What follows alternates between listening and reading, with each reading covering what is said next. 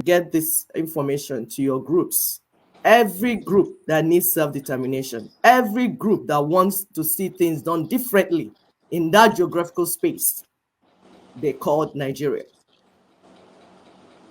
Please share to your groups, your church, your pastors, your religious leaders, those that keep praying when we should take action, those that dishonest, your dishonest politicians that are sharing the national cake while their own people are dying, scattering all over the world, dying in Mediterranean Sea, different deserts, with our children everywhere, the children that we labored in the labor room to bring forth.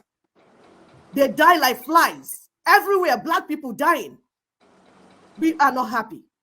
We are not happy at all, because we know that we are able to give our children a better life. Share this video, share everything to everyone, because it's time for us to take action. We have prayed enough. It's time for us to do the right thing. And you see that we talk about doing the right thing, because there is a right thing to be done. You're not going to do it anyhow. If you do it anyhow, Nigerian will say, you do anyhow, you see anyhow. So we don't want our children to see anyhow. We want to move according to the process, internationally accepted process, so that we can get the result that others got. They did it in South Africa. Chile in 2020 brought down the military constitution to introduce democratic constitution. It has been done all over the world. So what we are requesting for is not new. Sorry, is Mr. Tony still there? Yeah, I'm in. Okay, so let me repeat the question so that I can take it from there. Thank you. Right. So today is the third anniversary of the NINA's Constitutional Force Majeure held on December 16, 2020. Please, how would you assess the implementation of the Constitutional Force Majeure? Were you able to attain the objectives? Thank you. Spectacular success. Except for those who have not read the Force Majeure proclamation, you will see at once, if you do read, that the objective was to roll out a framework, a strategy that will lock in terms of time when this business must be done. Because since after Aburi, it was this same discussion that went to Aburi. How do we live together? What are the terms of our union? Are we still in union? If yes, what are the terms? That was what they went to discuss in Aburi. They agreed, came back. One side abandoned the agreement and began to shoot at the other people, killing 5 million people to keep the union by force. And so, from that time in 1967, the NINA's Constitutional Force Majeure became the first time that everybody was forced to begin to consider, was forced to realize that they can no longer keep things by force, because the constitution by which they kept things by force was what we targeted. Since it is our signature that gives life to that constitution, we only needed to wake up enough people to realize that if we say, we only need to say, Nigeria was created by proclamation in 1914 of one person sitting in one corner of London. How much more millions of us saying that you put our signature on a document we knew nothing about? No, it cannot remain basis of Nigeria. It cannot remain basis of any union with anybody we don't want in our space. Our sovereignty is inalienable. And so that intervention in which we say, leave elections, let's go and solve the problem. As item 3, when you look at the 5-point proposition, you will see that item number 1 has already been carried if we're talking about resolutions that are to be passed. Because there's hardly anybody that can stand on any podium in any part of Nigeria today to say that the constitution is not the problem. What was our item 1? That the constitution of Nigeria is the basis of the grievances that are all over the place, and that we must address it now. Item 2, that constitution would therefore have to be decommissioned. Is there anybody still arguing that constitution we have now is the best? No. So we have already succeeded in creating that consciousness that was not there before, because people thought it was spiritual problem that was worrying Nigeria. Others thought it was leadership. If we got a straight man, it will be good. Others say corruption. Remove corruption, everything will be. Whereas it is that constitution that is responsible for everything we lament, whether it's bad leadership or corruption or infrastructural failure or name it, security that is not there.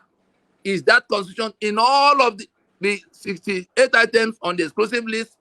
The petroleum we do not have, because refineries are on the exclusive list. That's the only reason there's no petrol anywhere for a country that has 3 million barrels of crude oil. And we raised 10 points of interrogation, which we put in the hands of the media. We actually published it in Guardian newspaper on the 26th of September in the year leading to the election, so that they can interrogate the candidates in the election, going to election under that constitution, to say, what is your answer to the agitations across the land? Item 1, why are people saying they don't want to belong to Nigeria anymore? Because we have not agreed to be in union and we have been oppressed in what was imposed. We had another item of why is corruption, so rife in the land. The constitution creates corruption and, protects the beneficiaries of corruption in black and white. The Speaker of the Treasury is in the hands of the heads of the executive branch, and they have immunity. So they are not accountable to you for all the contents of the Treasury. You come to the question of infrastructure, the exclusive list. You come to the question of impunity. You see the immunity provisions in Section 6 and the other one in Section 308. Everything that anybody can say he finds wrong with Nigeria, we were able to pinpoint where they're coming from, which the people did not know before. Election that is rigged is because elections are on the exclusive list, that some group of people will sit in Abuja and be the one to process every House member, including State Assembly members, Senate members, House of Reps, governors, president. Is the PVC they give to you, you get. You won't get any other one. Is the beavers they send to you, you will use. You won't get another one. Is the collation they do, no matter how many votes you get, is the collation they do that will become the result. You go to court to say, oh, I got more votes. It's what the judges said they saw that will become the outcome. And so there's no other thing responsible for what happened. Everything that happened wrong with the election was coming from the fact that that constitution has elections on the exclusive list. There's no number of amendments or electoral reform. We saw the charlatans that gathered in Abuja the other day talking about electoral reform with a constitution that guarantees what they are running away from. They don't want to talk about that.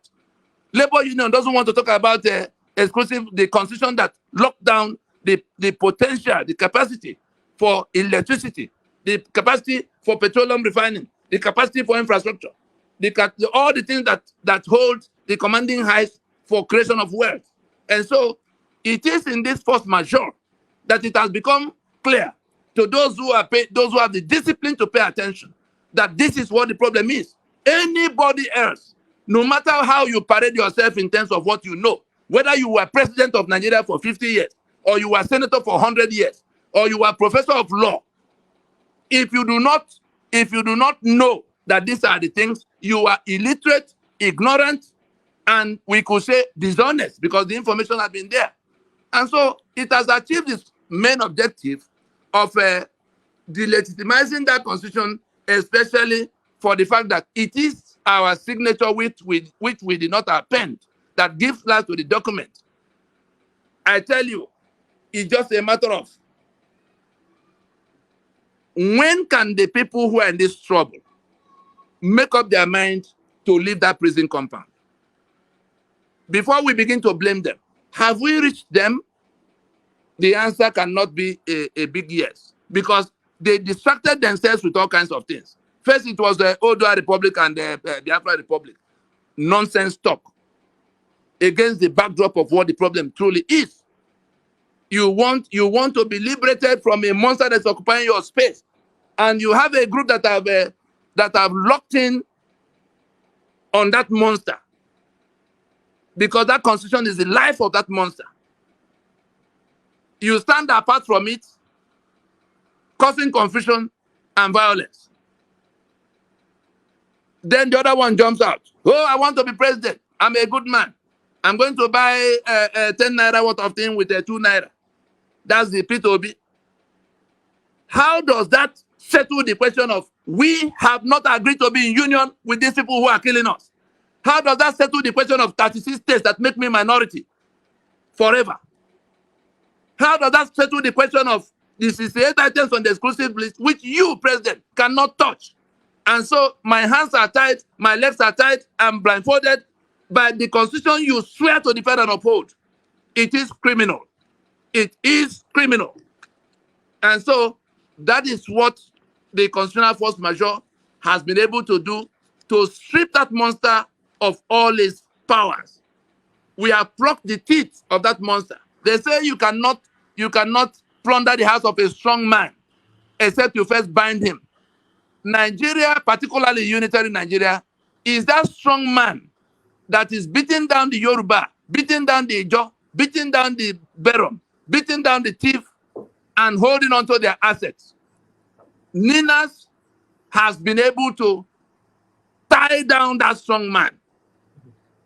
It does not even say, Nigeria, nobody can come in the name of Nigeria to talk to us.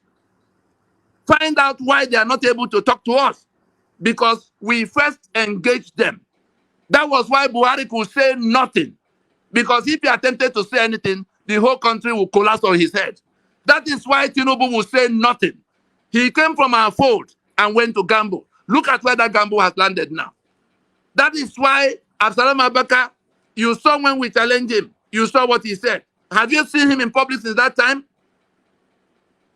Who amongst them is going to come to say anything? Because they are standing on a podium that is rickety, on a podium we will pull down if they refuse to come down by themselves.